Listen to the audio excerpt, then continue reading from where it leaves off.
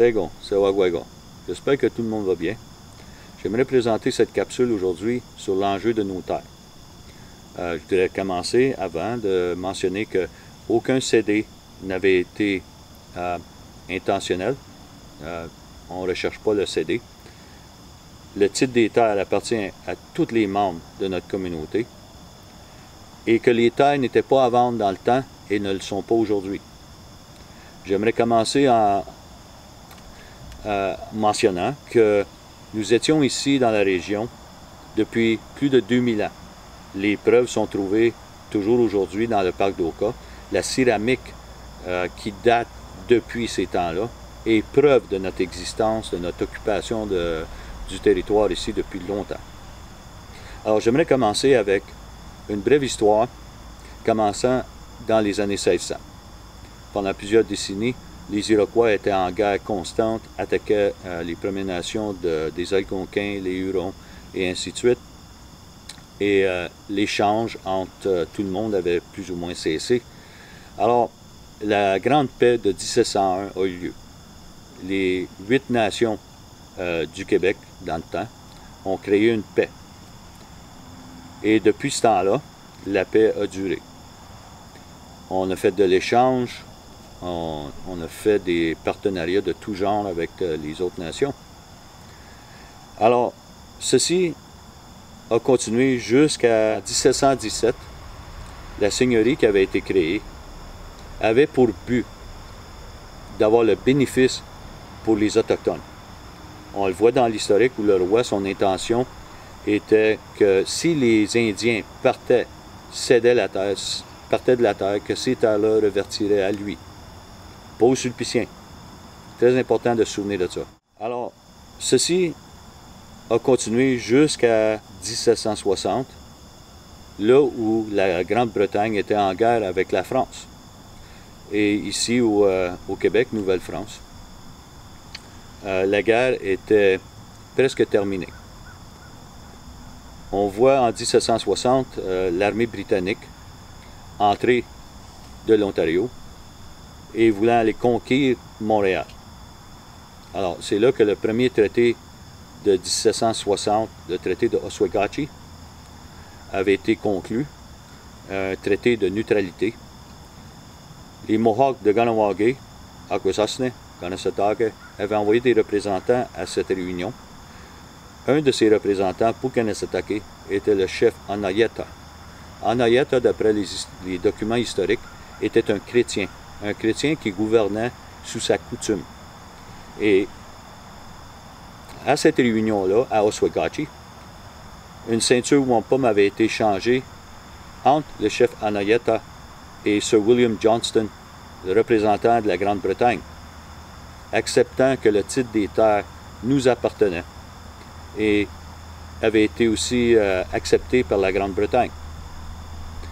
Alors, la France est conquise à Montréal. Suite à ça, les articles de capitulation de Montréal, article 40 est très important, parce que dans cet article-là, ils disent que nous ne sommes pas pour être déplacés, nous ne sommes pas pour être harcelés sous aucun prétexte, et que nous sommes pour être gardés dans les terres que nous occupions avec nos territoires de chasse. Alors, très important. Alors, suite à ça, le traité de Kahnawake, le traité de paix, a suivi, où ces promesses de la Grande-Bretagne avaient été assermentées. Et suite à ça, en 1763, la proclamation royale, qui avait aussi, on voit l'intention du roi de l'Angleterre de conserver les Autochtones dans les terres qu'ils occupaient. Alors, on le voit clairement qu'une fiducie avait été créée à ce point-là.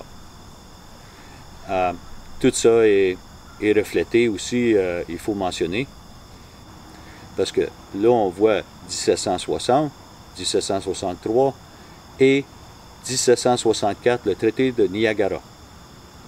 Les Premières Nations avaient été convoquées à une réunion à Niagara pour encore affirmer les titres et l'occupation des territoires que nous avions à ce moment. Alors, l'intention de la couronne, les promesses, vous vous souviendrez bien, était toujours pour le bénéfice des Autochtones.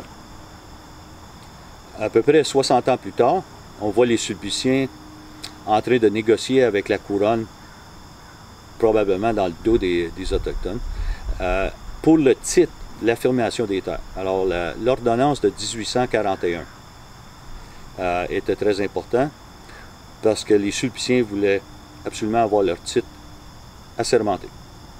Et d'après les opinions légales aujourd'hui, que l'opinion n'est que le titre autochtone n'a jamais été étendu par rapport à l'ordonnance. Alors, on avance 25-30 ans plus tard, on voit un jeune chef, il n'était pas chef en même temps, Joseph Swan ou Onasagora, comme jeune homme, était éduqué par les Sulpiciens et était en train de se préparer pour devenir un prêtre. Mais durant ses études, Joseph Swan avait trouvé des documents qui avaient affirmé le titre de notre peuple et non celle des Sulpiciens. Alors, il s'est révolté contre l'Église catholique, contre les Sulpiciens, et avait demandé à son peuple de tourner son dos à l'Église catholique pour le vol de nos terres et nos bénéfices. Et c'est durant ces temps-là que la trappe d'Oka, pour punir notre peuple, près de 1000 arpents de terre avaient été cédés aux moines de la trappe.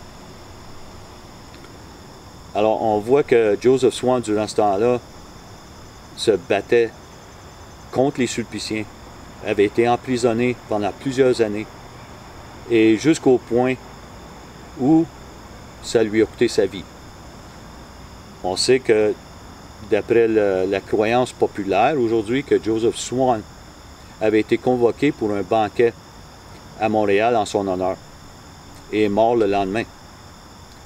Alors, la croyance populaire était qu'il avait été empoisonné par les Sulpiciens, et ceci confirmé dans les documents où sa femme, dans le temps, disait qu'il était en parfaite santé avant d'aller au banquet. Alors, on voit quelques années plus tard un autre argument, cette fois-ci avec le chef Corinthe. Le chef Corinthe avait une dispute sur un lot de terre à Kanesatake avec les Sulpiciens, et ce qui est devenu un argument devant le Conseil privé de l'Angleterre. Le Conseil privé a entendu les arguments et a fait son opinion dans ce dossier-là, que les Sulpiciens avaient le titre et pouvaient disposer des terres comme ils voulaient.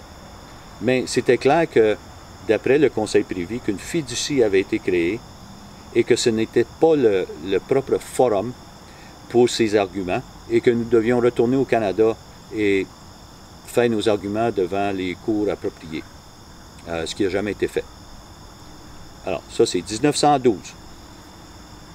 Alors, on avance un petit peu plus. En 1945, on voit les Sulpiciens céder ce qui restait de leurs intérêts à la couronne fédérale pour 1 $, toutes les terres que les Autochtones occupaient. Et depuis ce temps-là, c'est là qu'on a ce qu'on appelle aujourd'hui les lettres d'Oka. Si vous voulez diviser un morceau de terrain autochtone, il faut avoir une lettre d'Oka. Et c'est de là que ça vient. Alors, on avance un petit peu plus. Nos chefs, depuis ce temps-là, ont essayé d'assermenter le titre de notre communauté aux terres et à la seigneurie en entier. Le fédéral refusant complètement de même reconnaître un titre autochtone. Frustration devient rage. La rage se fait exercer durant la crise d'Oka, où tout explose. Alors, depuis 90, on voit des attentats de plusieurs conseils depuis ce temps-là essayer d'adresser la problématique des terres. Encore, le fédéral refusant de reconnaître le titre. Mais, malgré tout, on continue. Et on voit aujourd'hui la situation où mon conseil, depuis 9 ans, est en revendication spécifique. Et c'est là encore qu'il faut que j'explique, là que vous savez mon intention et ma connaissance dans le dossier, que les terres ne sont pas pour être cédées, notre titre n'est pas cédé. Les terres appartiennent, le titre appartient à tout le monde également. Les terres n'étaient pas à vendre dans le temps et ne sont pas à vendre aujourd'hui. Alors, je vais vous présenter une autre capsule bientôt avec d'autres détails sur nos enjeux des terres. Je vous remercie beaucoup.